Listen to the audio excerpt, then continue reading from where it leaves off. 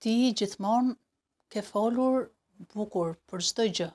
Je si shkrimtarët e antikitetit që flisin dhe për politikë, dhe për filozofi, dhe për jetën, dhe për vdekjen, dhe për dashurinë, dhe për tradhtinë, dhe ato konceptet filozofike i bënin të përjetshme dhe i nxjerrin se thua në shesh të mejdanit, që të perceptoheshin edhe nga njerëzit e thjeshtë. Ishte ajo kohë.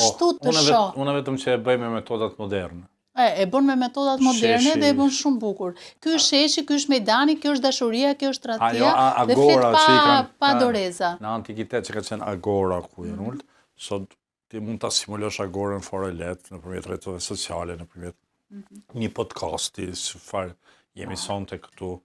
Edhe ti mund të mbrish te njerëz në majat malit, atje që thjesht ka një celular, i ka delet aty, po e ka celularin në të ndjek.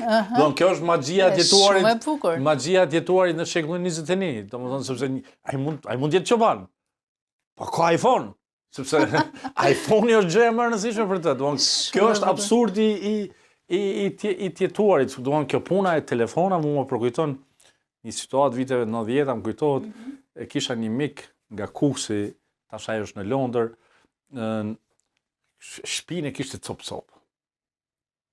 Por kishte Benz, dhe Benz Fringo 3. Thysha, po pse mo Benz të ke po?